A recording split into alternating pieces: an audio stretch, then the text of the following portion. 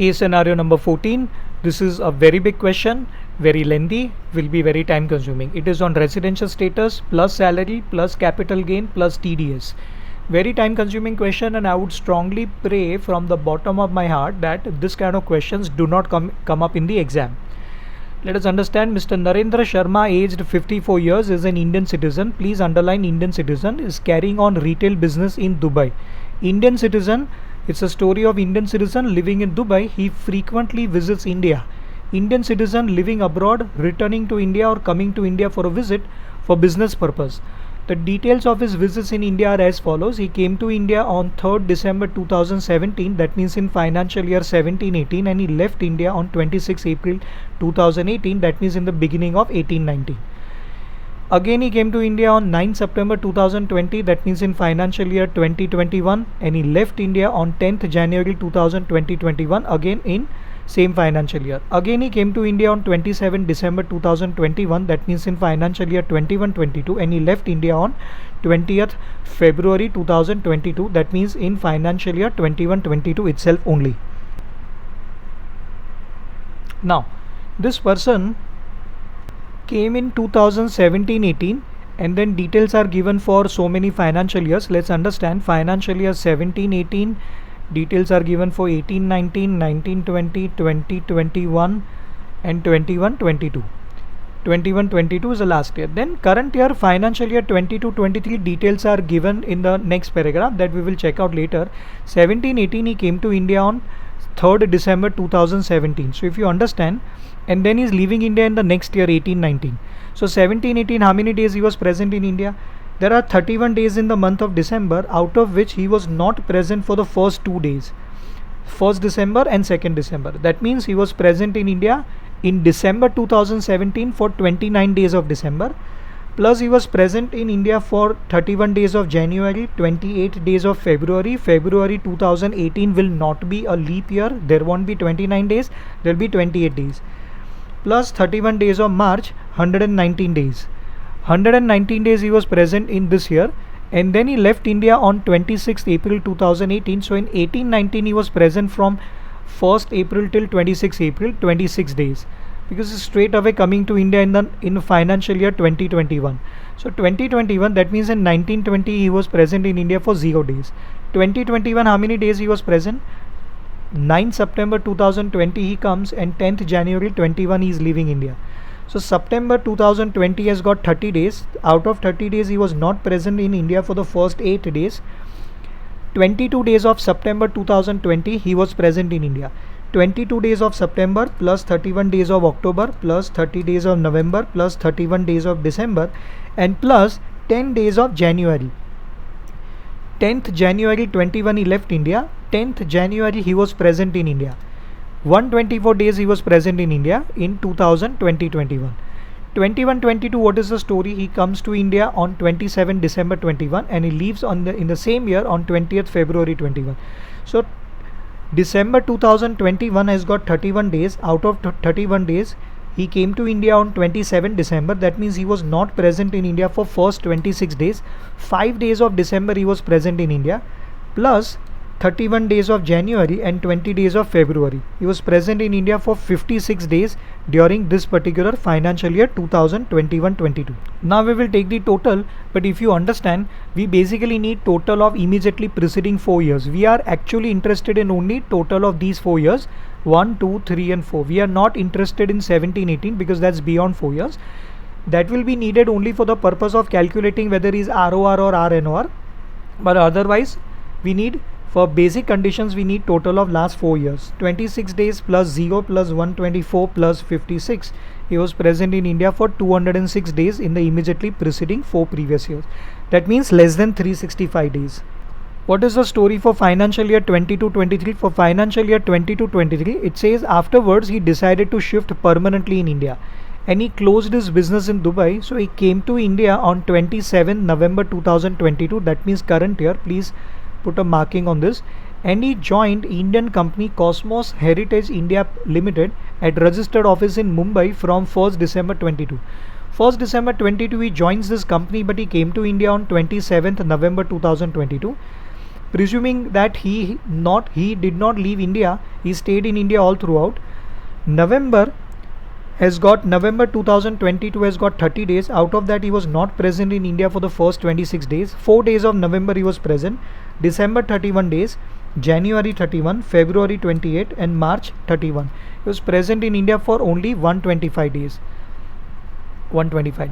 Now this guy, he is Indian citizen who's living abroad. So what is the residential status conditions for him? Two basic conditions if you recollect. First basic condition is 182 days or more in the current year, or second condition A. Second A will be either 60 days or more or 182 days or more.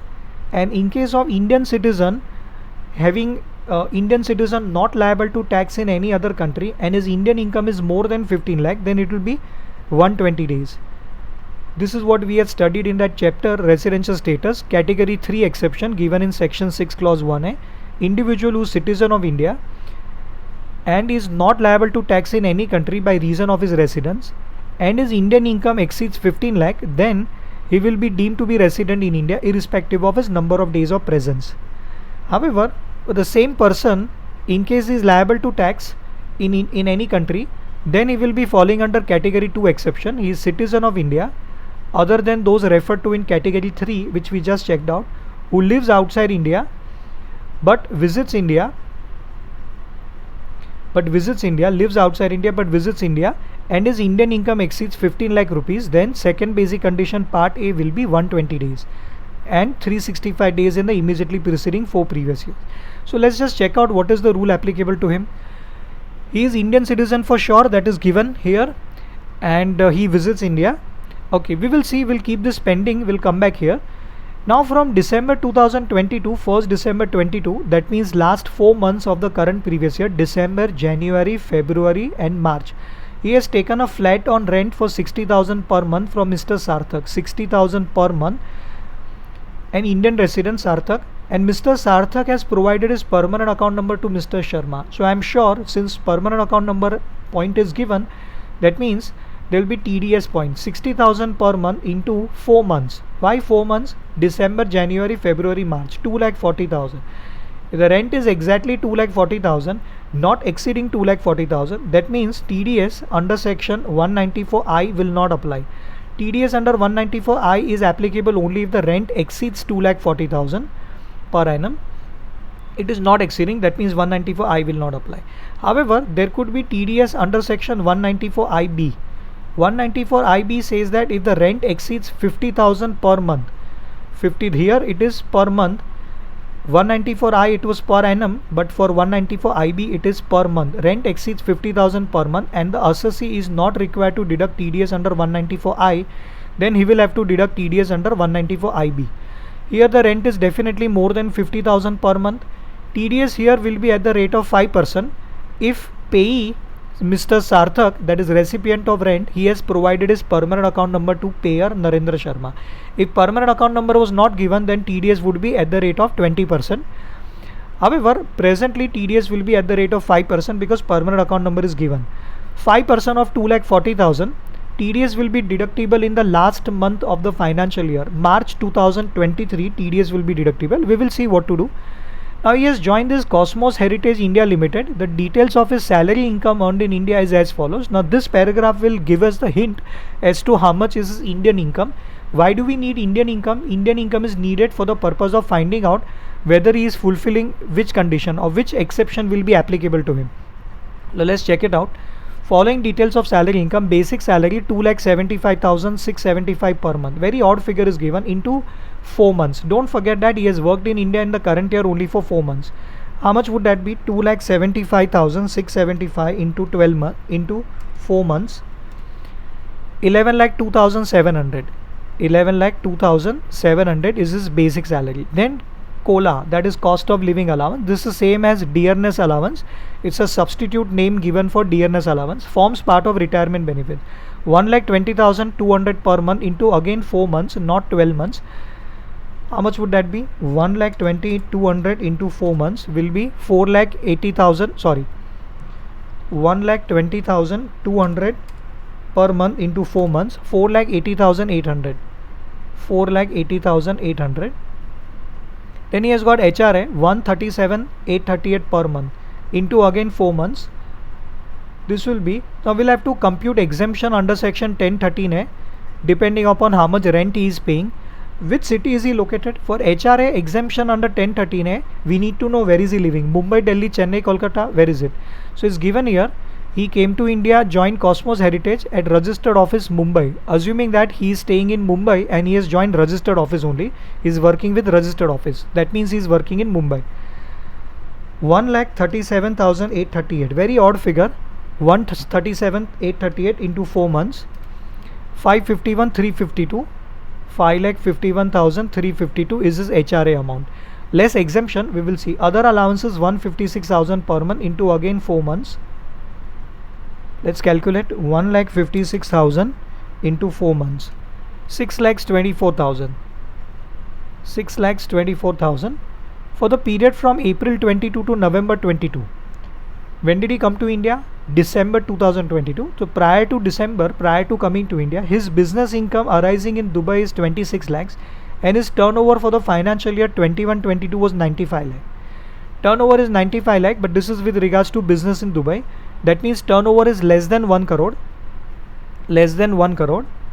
That means he is not required to deduct TDS under section 194I. Again, rent is also not exceeding 2,40,000 plus his turnover last year did not exceed. Turnover from business of the last year did not exceed. Sorry, this is for current year. So current year turnover is not to be seen otherwise also for TDS. TDS under 194I is not attracted because the rent does not exceed 2,40,000 for the whole year.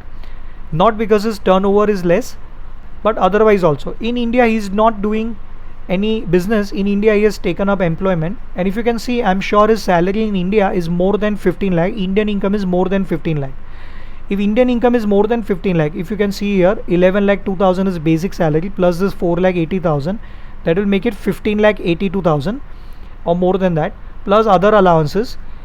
Agreed, HRA is also there, but from HRA we are going to claim some exemption, so HRA taxable amount will undergo changes. But primarily, whatever is taxable, these three figures, if you see 11 lakh 2,700, 480 and 624, his Indian income is more than 15 lakhs. Now we need to know whether he is liable to tax in Dubai or not. So it is given that he is not liable to pay tax in Dubai. This line will determine which exception does he fall under. If you observe residential status chapter, category 2 exception, second exception was individual who is citizen of India or a person of Indian origin and other than those who are referred to in category 3 who lives outside India but visits India, Indian income exceeds 15 lakh rupees, then he will be deemed to be resident in India in case his stay in India exceeded 120 days plus last 4 years it exceeded 365 days. Now here in this question his last 4 years stay was 206 days. Last 4 years was 206 days. Current year it is 125 days, 22-23. So current year is present in India for 120 days or more, but last 4 years it is 206 days. So he is not covered by category 2 exception. He is covered by category 3. What is the difference between category 2 and category 3? There is no much of difference. The only difference is that in category 3 is there is an extra point. He is not liable to tax in any country or territory by reason of his residence. So as given in the question, he is not liable to pay tax in Dubai. That means he is not liable to pay tax in any other country also, we presume, because it seems he has not gone out of Dubai. Therefore he will be covered by category 3 exception. And if there is a clash between category 2 and category 3, then it is given in category 2 that in brackets that is other than those who are referred to in category 3. Other than those who are referred to in category 3. So even if there is a clash between category 2 and category 3, means if the person is covered by category 2 also and category 3 also, then first priority will be given to category 3. Because in order to fall under category 2, he should be a person other than referred to in category 3. So first priority will be given to category 3. He is fulfilling all the conditions of category 3, section 6 clause 1a. He will be deemed to be resident in India. Of course, such person will be deemed to be RNOR also, but primarily he will be deemed to be resident in India. Okay, so he is resident. Okay, such business was controlled from Dubai. Okay, so that doesn't matter because his Indian income is more than 15 lakh any which ways. Okay, so salary part is over, residential status part is over. Salary we'll have to calculate. He is active in equity share trading after coming to India. Following are the details of his portfolio. He has done lot of trading. 1, 2, 3, 4, 5, 6, 7, 8, 9, 10. 10 types of transactions he has carried out. Okay, we will see, we'll have a look at it. Sale or purchase, serial number, sale or purchase, company, date of purchase, date of sale, that is date of transaction, quantity, share price per quantity, brokerage. Now whatever brokerage is paid at the time of purchase, that is to be added to the cost of acquisition while computing capital gain, and whatever brokerage is paid at the time of sale transaction, that is to be reduced from sale consideration. I hope you recollect this. So no goofing up here. Brokerage paid at the time of sale is to be subtracted from sale consideration, and brokerage paid at the time of purchase is to be added to the cost of acquisition. Remember this. Now we don't know whether capital gain is to be computed or not, but if you observe, all the dates given in this particular column are of the same financial year 22-23, 10th December 22 till 26 March 2023. That means if there is any gain, it will be short-term capital gain or intraday trading. Further, Rainbow Limited, one of the company whose shares he has purchased, Rainbow Limited declared an interim dividend of 200%. When the dividend percentage is 200%, you know pretty well, you must have studied in accounts chapter, some chapter in accounts account subject, that it will be 200% of face value, and the face value of each share is 10 rupee. That means dividend amount will be rupees 20. 200% of 10 rupee, 20 rupee per share into how many shares? The record date was 31st January 23. Dividend is received on 28th February 23. The date of declaration of dividend would be record date, and that date is falling in the current year. So dividend will be taxable in the current year under the head income from other sources. How much will be the dividend? So first we need to find out per share dividend. We know 20 rupees. How many shares of Rainbow Limited were held by him as on 31st January 23? So we'll have to refer to this table and find out Rainbow purchase transaction of Rainbow Limited 50 shares, then purchase Mega Service, First Mile, Mega Service, Rainbow again purchase 200 shares, so 250 shares till now, and again purchase Rainbow Limited 100 shares, so 350 shares of Rainbow, then sale, all 10 transactions are over, total 350 shares into 350 shares of Rainbow Limited is equal to 7,000 rupees is the dividend, which is more than 5,000 rupees. Therefore, Rainbow Limited will be required to deduct TDS under section 194 because the dividend amount is more than 5,000 rupees. TDS rate will be 10%, but this we will see later. Dividend part is done. He does not opt to pay tax as per 115 BAC. That means he will get standard deduction of 50,000 from salary income, and he will get HRA exemption also. Based on the facts of the case scenario given above, choose the most appropriate answer. 14.1. What is the residential status of Mr. Narendra for the previous year 22-23? Now, as far as residential status is concerned, we know pretty well. We have underlined he is not liable to pay tax in Dubai. His Indian income is more than 15 lakh and he is Indian citizen. So he is falling under exception number 3, category 3, section 6, clause 1. He is citizen of India, not liable to tax in any country, and his Indian income is greater than 15 lakh. He will be deemed to be resident in India. That is the answer. Now we don't have further details to calculate whether he is ROR or RNOR, but he will be deemed to be RNOR. 4 options given. Stupidly, institute has used faulty language. Resident and ordinarily resident, non-resident, deemed resident. Correct answer is deemed resident, but then deemed resident and resident is one and the same only technically. So institute should not have given this kind of option. And correct answer is deemed to be RNOR, deemed to be resident and not ordinarily resident. So deemed resident is also technically not absolutely correct. I would suggest that it should be this answer, but institute should, correct it up. Institute should clarify that this should be, instead of giving deemed resident, they should say deemed to be RNOR. What is institute's answer? Our answer is D. Institute's answer is also D. Our answer is correct. Now 14.2. Which of the following statement is correct in respect of dividend paid by Rainbow Limited? Now dividend is 20 rupee per share into 350 shares is equal to 7,000 rupees. TDS will be under section 194 at the rate of 10% to Mr. Narendra. Now section 194 will be applicable if Narendra is resident in India. So we just checked out his residential status. He is deemed RNOR. Therefore, TDS will be under section 194.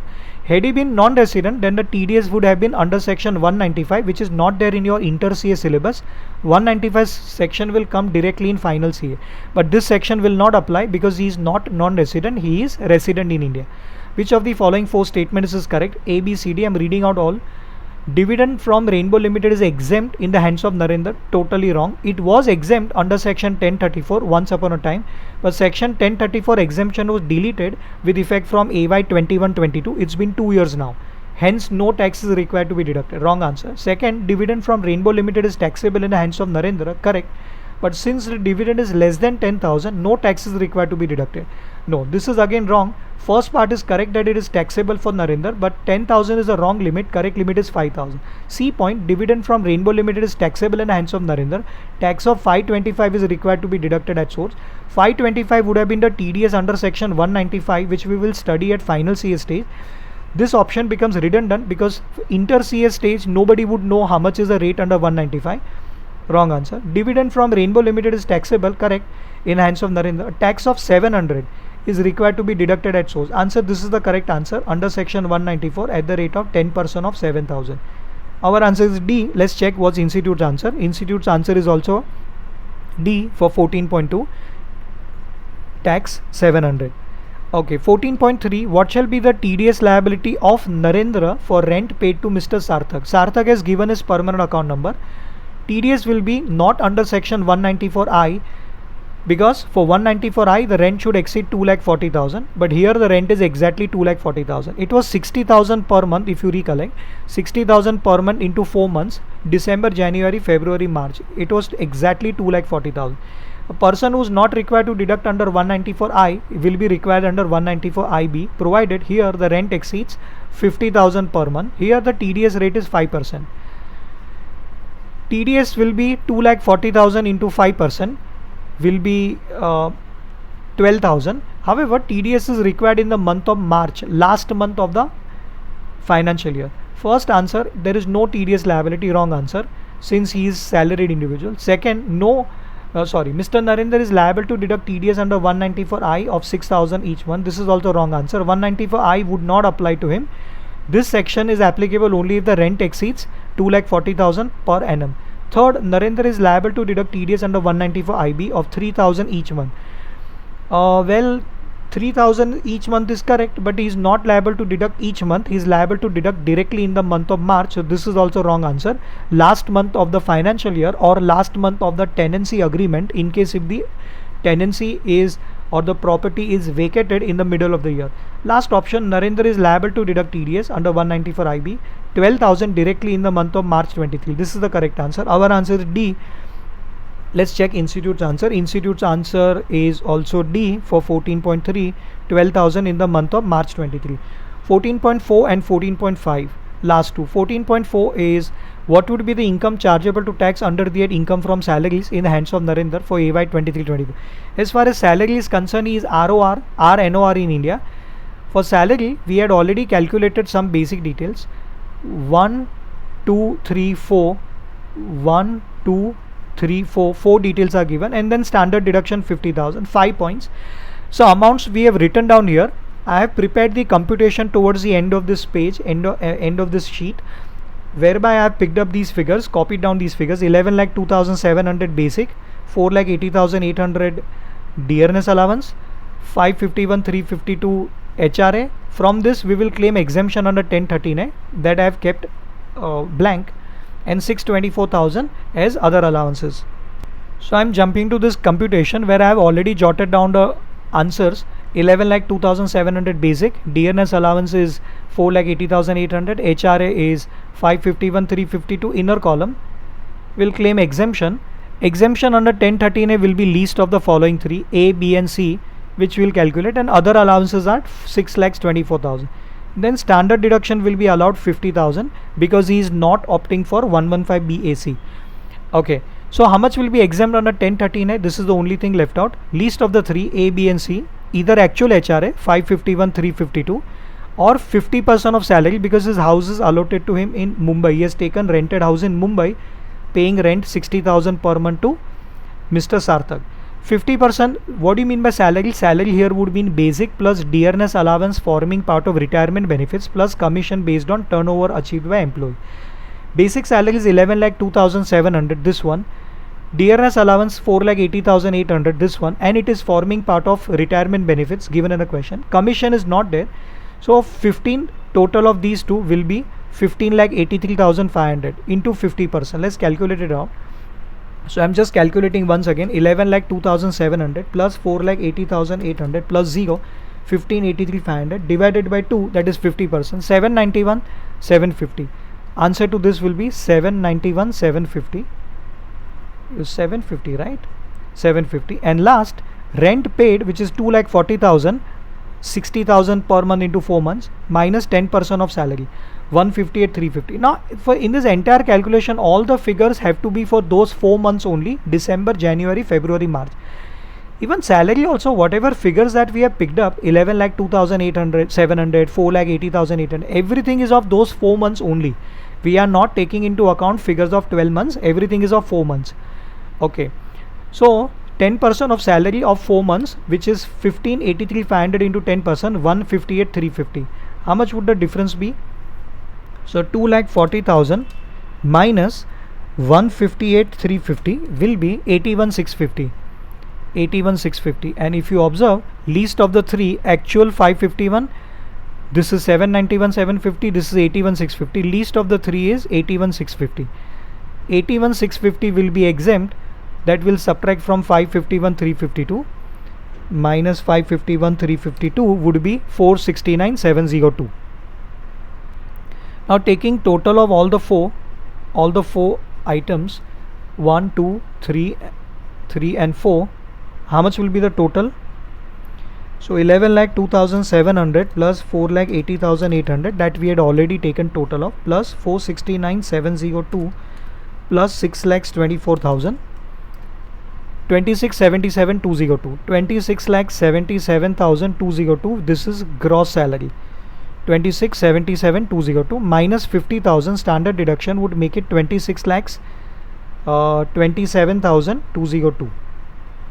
No need to round it off right now because there are other incomes also, like income from other sources, dividend and short-term capital gain on sale of shares, etc. So 26,27,202. Coming back to 14.4, how much will be his income from salary? To 26,27,202. Standard deduction 50,000 is allowable because he is not opting for 115 BAC. Otherwise, answer would have been 26,77,202. Okay. Our answer is A. Institute's answer is also A for 14.4, 26,27,202. Now 14.5. 14.5, again a lengthy one. What is the amount of short-term capital gain chargeable to tax in the hands of Mr. Narendra for sale of shares for the previous year 22-23? For sale of shares, we'll have to have a detailed calculation. He has entered into lot many transactions, but if you observe the second column, sale and purchase. So first, in order to calculate short-term capital gain, we need to first work out those items. We need to pick up those items where he has purchased also and sold also. So first we'll put a tick mark on those items which have been sold. So sale transaction, first three are purchase, fourth transaction is of sale. First Smile, 100 shares. Again sale is 6th transaction, Mega Services Limited, 150 shares. And again 9th is a sale transaction of First Smile, 150 shares. And last is 10th one, Mega Services Limited, 110 shares. So we need to now compute. So we'll just cross verify the purchase quantity. So first we'll pick up First Smile. First Smile is here and here. First Smile is transaction number 4, sale transaction, and then transaction number 9. Transaction number 4 and transaction number 9 are of First Smile, and transaction number 6 Mega Services, and transaction number 10 Mega Services. So now we need to find out the corresponding purchase detail. First Smile, what quantity is sold? 100 and 150. As far as First Smile is concerned, total quantity sold is 100 and 150. Total 250 shares have been sold. Which is the second company? Second company is Mega Services. As far as Mega Services is concerned, let's work it out. Mega services sale transactions have taken place. Transaction number 6, I'm putting rectangle or square, and transaction number 10. Mega services 150 and 110. 150 and 110, total 260 shares have been sold. Okay. As far as Rainbow is concerned, there is no sale transaction, there is only purchase transaction, and there was a dividend from Rainbow which we have calculated it out. So out of the three companies, First Smile, Rainbow and Mega Services Limited, Associate has purchased as well as sold shares of only these two companies, First Smile and Mega Services. Rainbow Limited shares have not been sold, they are still lying in the custody as on 31st March 2023. So we'll just work out the corresponding purchase quantity. 250 shares have been sold for First Smile. What quantity has been purchased? First Smile 250 shares purchase. So 250 sold, 250 purchased. First Smile is done, and then second transaction. So first transaction is over. Second transaction is of Rainbow that we have already considered for dividend, will not impact capital gain computation. Third is purchase transaction of Mega Services. Mega Services 150 shares have been purchased, and fifth transaction again purchase of Mega Services 110. So Mega Services are 150 and 110. 260 shares have been purchased and 260 shares have been sold. So First Smile we have already calculated. Mega Service we just took into account. Mega Service sold 150. Rainbow Limited 7th and 8th are already considered. 9th one is First Smile 150 sold, that all we already considered, and Mega Services 110 shares sold, that also we consider. All the 10 transactions are covered up. Okay, so how many transactions are there technically? So out of the 10 transactions, 3 transactions are of Rainbow Limited. Rainbow Limited shares have just been purchased. Rainbow 3 transactions of Rainbow shares have not been sold. Then as far as First Smile is concerned, there is a purchase transaction, First Smile sale transaction. First Smile sale transaction. One transaction of purchase 250, two transaction of sale 100 and 150. Total 250 shares have been sold. As far as Mega Services are concerned, there is a purchase transaction 150. Then there is another purchase transaction 110. So purchased twice and sold once 150 and again sold 110. All the 10 transactions are covered up. Let's calculate it out. But if you observe very carefully, the brokerage rate at the time of purchase, first 3 transactions are of purchase. Purchase time, the brokerage is 1.5%. Sale transaction brokerage is 1.8. Purchase transaction 1.5. Sale 1.8.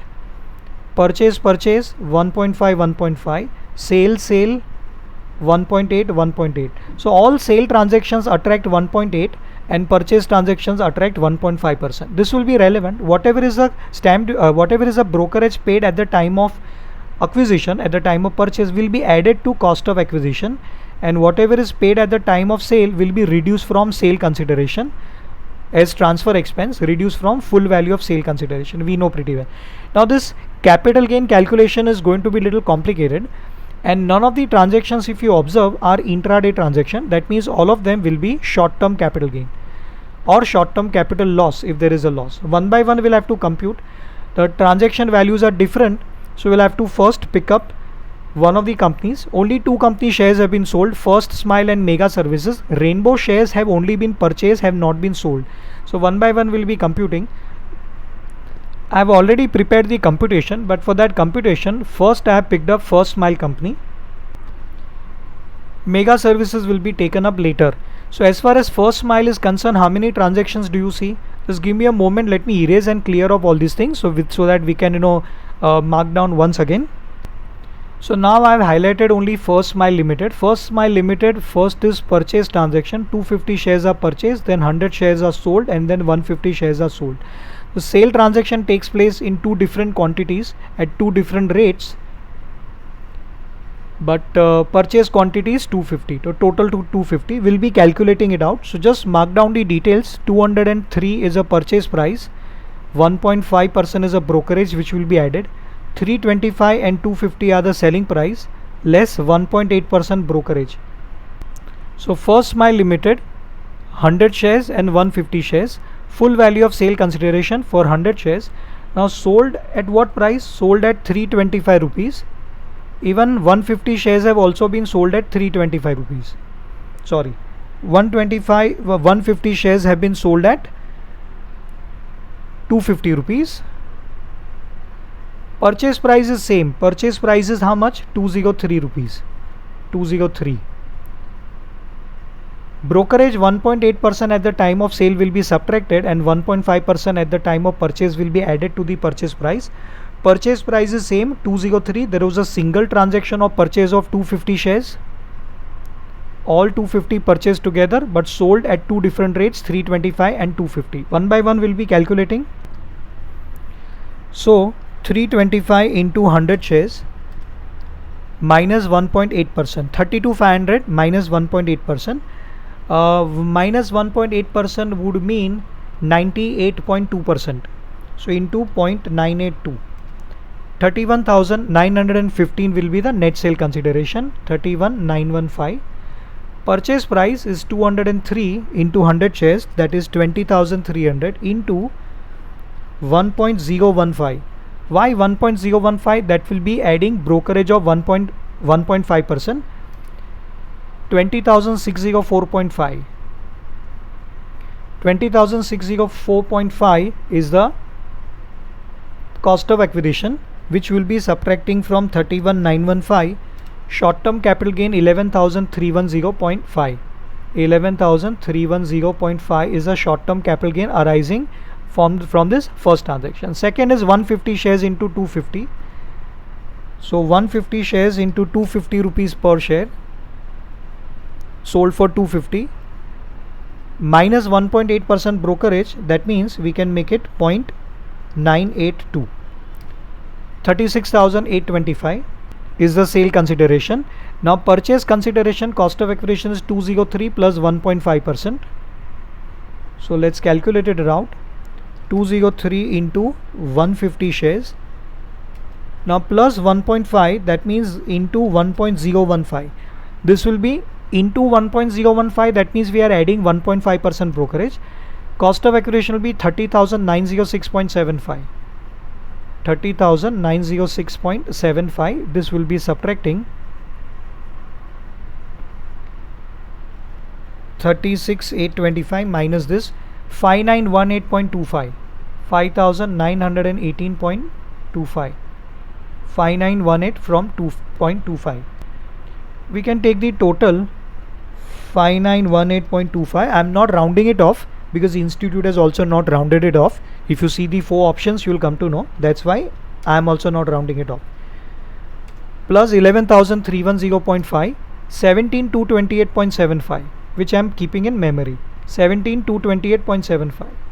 17,228.75 is the short-term capital gain arising from both the transactions of purchase and sale of First Mile Limited. Now proceeding further with Mega Services. As far as Mega Services is concerned, how many transactions are reported? I am highlighting them. Now there are 2 purchase transactions of Mega Services Limited and 2 sale transactions. 2 purchase transaction, 2 sale transaction. First purchase transaction is of 150, second purchase transaction is of 110. Total 260 shares are purchased and 150 are sold and 110 are sold. Total 260 are sold. 150 plus 110 purchase, 150 plus 110 sold. But all the 4 transactions are taking place at different values. So please jot down all the values from here. I'll straight away jump to the computational part. Sold for 100 and 110. 100 and 110, and were purchased for 82 and 110. Purchase for 82 and 110. Okay, so 100 and 110, 82 and 110. So this particular transaction, 110 shares. 110 shares are bought at 110 and 110 shares are sold also at 110. But we cannot skip the transaction. Purchase price and sale price with quantity is same, but because of brokerage difference there will be loss or there will be negligible gain. Ideally here there will be loss because brokerage paid at the time of sale is more as compared to brokerage paid at the time of purchase, but both of them will go to result into loss. The total loss will be 1.5% plus 1.8%. total will be 3.3% loss. However, we'll work it out. Let's jump to the computational part. So for Mega Services Limited, total 260 shares. Out of them, first 150 shares sold for 100 rupees and 110 shares were sold for 110, and these were purchased also for 110, and these 150 shares were purchased at 82 rupees. So we'll just calculate them out now. 150 shares, I'm shifting it here, 150 shares into 100 into 0.982. 0.982 means after brokerage 14,730. 14,730 is a net sale consideration, minus the purchase consideration is 150 shares into 82 into 1.015, adding 1.5% brokerage, 12,484.5. 12,484.5. This will be subtracting, so capital gain will be 12,484.5 minus 14,730. 2245.5 will be gain. 2245.5. This is a short term capital gain. Okay, and as far as 110 shares are concerned, there is going to be a loss. I can see it here. 110 shares sold for 110, but into 0.982, that means after reducing 1.8% brokerage, sale consideration will be 11,882.2. 11,882.2 minus purchase consideration is again 110 shares into 110, but into 1.015, 12,281.5. This time there will be a loss, short term capital loss, 12,281.5. Actually it is 11,882.2 minus 12,281.5, 399.3 loss. 399.3 is a loss, short term capital loss. Eventually 399.3 negative plus 2245.5 gain, 1846 net gain. 1846.2 is the gain. How much is the net short term capital gain from both the companies together? 19,074.95. 19,074.95. Of course, we can round it off to the nearest multiple 1 rupee, 19,075. But let's check what's Institute's answer. I hope you guys are clear with this computation. This was the most complicated computation. This is final CA type of question. So many transactions are there. It's very time consuming, manageable, but very time consuming. Institute should avoid asking such kind of question. This is not worth, asking it for 2 marks. Lot of calculation is involved. Let's check whether 19,074.95 is one of the option or not. 14.5, yes, 19,074.95, that is last option, D. Let's check what's Institute's answer. Our answer is D. Institute's answer is also D. Our answer is correct. Thank God, finally this is over. This was 14th case scenario. Our answers are correct. This MCQ, this case scenario comes to an end. See you in the next video with case scenario number 15.